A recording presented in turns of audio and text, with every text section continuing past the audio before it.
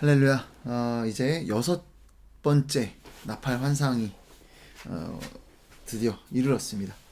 12절 시작을 보면 첫째 화는 지나갔으니 이후에 화 둘이 이르리라. 아까 그러니까 이제 네 번째까지 나팔 환상이 있었고, 그리고 이제 나머지 세 개의 어떤 나팔 환상 같은 경우 이 재앙은 사람에게 직접적으로 임해지는 더 강도가 심해지는 어떤 그런 나팔 환상이다라고 말씀을 드렸습니다. 그리고 이제 첫째 화는 지나갔다. 그러니까 다섯 번째 나팔 재앙이 지나갔고, 이제 여섯째 나팔 환상을 이제 나팔 재앙이 이제 시작이 되겠죠. 그런데 오늘 이 여섯째 천사가 나팔을 부는데 한 음성이 등장을 합니다. 제가 오늘 13절 말씀을 잠깐 읽어드리면, 이때 하나님 앞 금 제단 넷불에서 한 음성이 났다라고 합니다. 그러니까 하나님의 제단에서 어떤 음성이 나타났는데, 여러분 오늘 이 말씀은 이 제단에서 나타난 이 음성의 정체에 대해서 우리가 이해하면 어떤 일들이 지금 벌어지는 것인지 우리가 좀 더 분명히 알 수 있으리라고 생각을 합니다.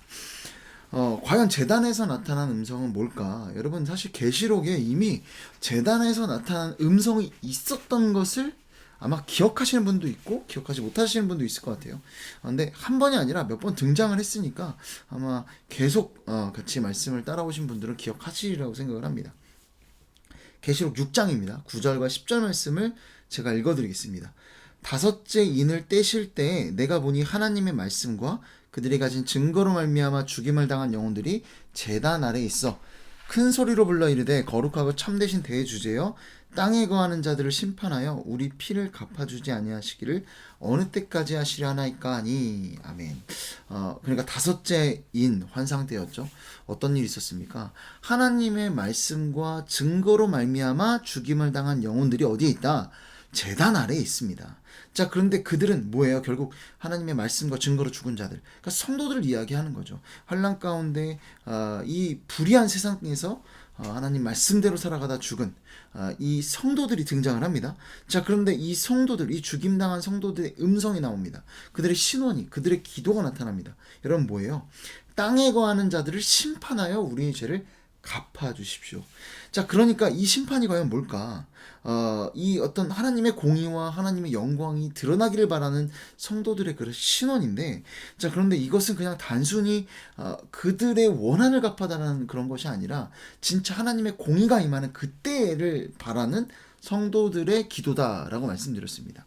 그러니까 이 하나님께서 그것에 대해 어떻게 답하시나요? 이 기도를 언제 응답하시겠다라고 하세요? 환난당하여 예수님처럼 죽임을 당한 성도들의 수가 다 차면, 물론 환난당한 성도들의 수가 다 차면이라는 표현이지만 결국 뭐예요? 때가 차면이란 뜻이에요. 때가 차면 이 기도에 응답하시겠다라는 겁니다. 여러분 결국 그 때는 언제일까요? 때가 차는 것. 결국 이 하나님의 때, 그때, 종말의 때, 최후의 심판의 때, 하나님의 뜻이 완성되는 그 때다라는 겁니다. 그러니까 최후의 순간을 이야기하는 것을 우리가 알 수 있다는 거죠. 지금 그들의 음성이 들리고 있습니다.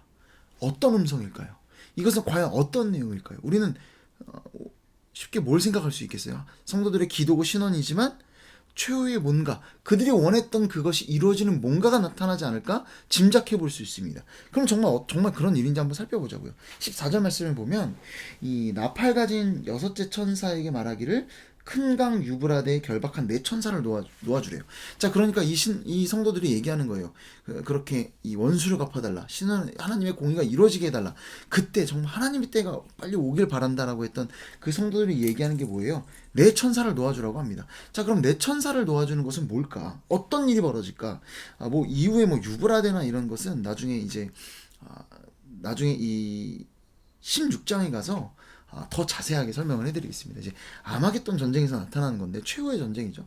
자, 최후의 전쟁, 또 최후에 관한 이야기가 나오네요. 어쨌든 이 성도들이 얘기하는 게 이 네 천사를 놓아주라고 하는데, 그럼 네 천사가 뭘 할까? 네 천사가 뭘 합니까? 15절 말씀을 보면 네 천사가 놓였으니 그들은 그 년 월 일시에 이르러 사람 3분의 1을 죽이기로 준비된 자들이라. 자, 네 천사가 뭘 해요? 사람들을 죽입니다.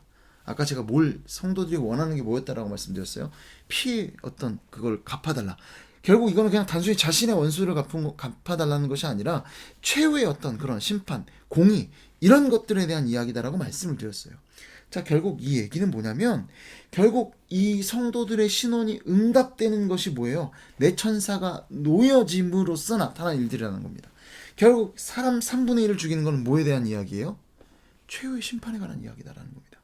더군다나 여기 등장하는 근연월일시라는 어떤 표현이 있습니다. 자, 근연월일시라는 건 뭐예요? 뭐 2024년 오늘 더군다나 2025년 1월 1일 정말 특정한 날이기도 한데 뭐예요? 특정한 어느 때를 이야기하는 거예요. 계시록에서 지금 특정한 어느 때를 이야기한다면 어느 때를 말하겠습니까?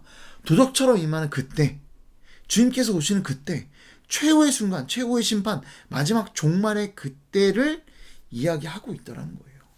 결국 이 오늘 계속 나타나는 상징들은 뭘 이야기합니까? 최후를 이야기하고 있다는 거예요. 결국 이 6번째 나팔 재앙은 여러 가지 상징의 의미들을 살펴볼 때 최후의 심판 혹은 최후의 심판 그 직전에 관한 이야기를 우리에게 그리고 있다라고 우리가 볼 수 있습니다. 여러분 뭐라는 거예요? 최후의 심판이에요. 성도들의 신원이 응답되는 그때이고요. 근연월일시입니다. 여러분 그런데 오늘 말씀을 보면 우리가 좀 이해 안 되는 부분이 있어요. 뭐냐면 최후의 심판인데 3분의 1만 죽고 있더라는 거예요. 자, 3분의 1은 죽었습니다. 자, 그러면 나머지 3분의 2는 어떻게 되는 걸까요? 자, 나머지 3분의 2에 관한 이야기가 20절과 21절에도 나타납니다.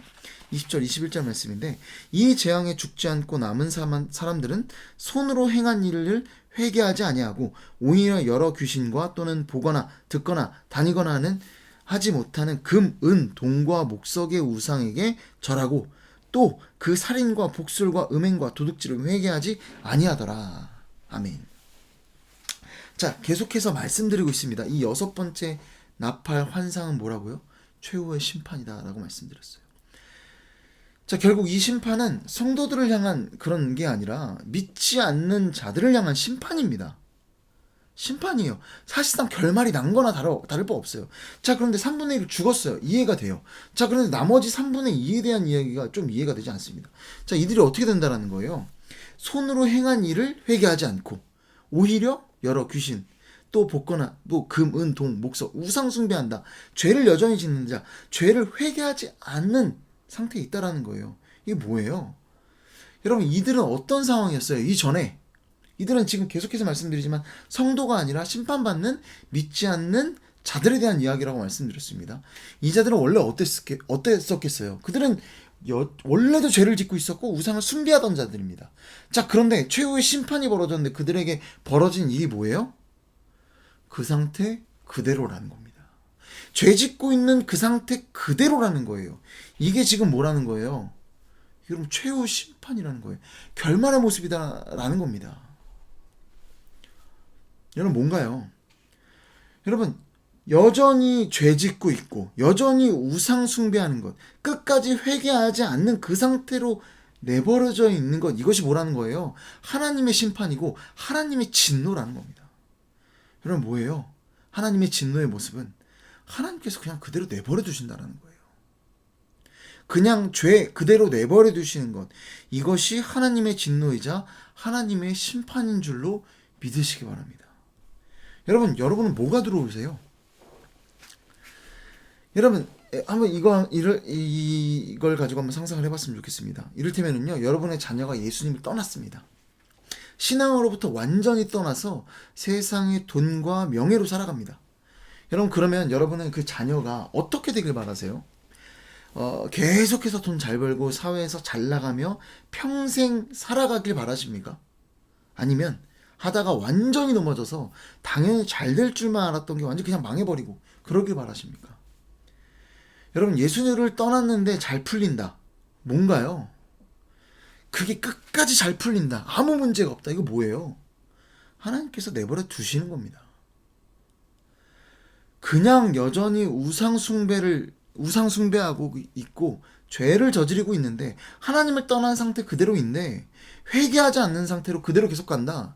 여러분 이거는요 하나님의 진노고요 하나님의 심판을 받고 있는 거라는 겁니다. 그 결말이다라는 거예요. 여러분 진짜 사랑하는 자녀라면 어떻게 하시겠어요? 하나님께서 매질을 해서라도 돌이키시겠죠. 죽었다라는 건 뭐예요? 그냥 끝났다라는 거예요. 오늘 그리고 이 상태 여전히 끝까지 우상숭배하고 죄를 짓는 거, 이것 쭉 끝났다라는 거예요. 끝까지 우상숭배하고 죄를 짓게 한다. 하나님께서 내버려 두신다 라는 겁니다. 하나님의 심판이고 하나님의 결말이에요. 여러분 혹시 오늘 하루 나에게 닥친 어려움 때문에 힘들어 하십니까? 여러분 진짜 우리가 잘 안 되잖아요. 막 고통스럽고 이 결핍이 너무 커서 하나님 나한테 왜 이렇게 하시나. 여러분 이게 도리어 하나님의 자녀를 향한 사랑인 줄로 믿으시기 바랍니다. 감사할 일이에요. 이것 때문에 주님이 찾아가서 원망하고 있다. 여러분 오히려 감사할 일이라는 거예요.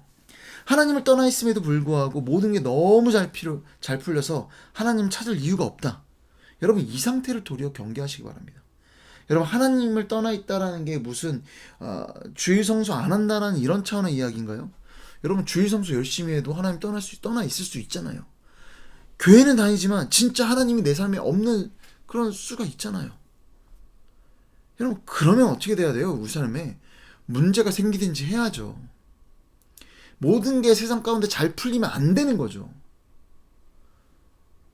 여러분 여러분에게 생긴 그 문제가 여러분을 지켜주고 있음을 믿으시기 바랍니다. 아, 하나님께서 나를 내버려 두고 계시지는 않구나. 여러분 감사하셨으면 좋겠습니다.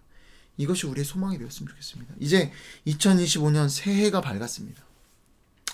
이 정말 이 밝은 날 보통은 기쁘고 즐거운 축복의 메시지를 던져야 될 것 같지만 여러분 오늘 마침 이 말씀이 전해지고 있으니까 우리가 이 말씀을 오늘 우리 2025년 한 해 우리에게 주시는 말씀으로 믿으셨으면 좋겠습니다. 여러분 이게 축복이 됐으면 좋겠어요. 이것이 우리에게 진정 은혜가 되었으면 좋겠어요. 어떤 어려움이 닥치더라도 도리어 그것이 하나님께서 나를 자녀 삼아주고 계시는구나.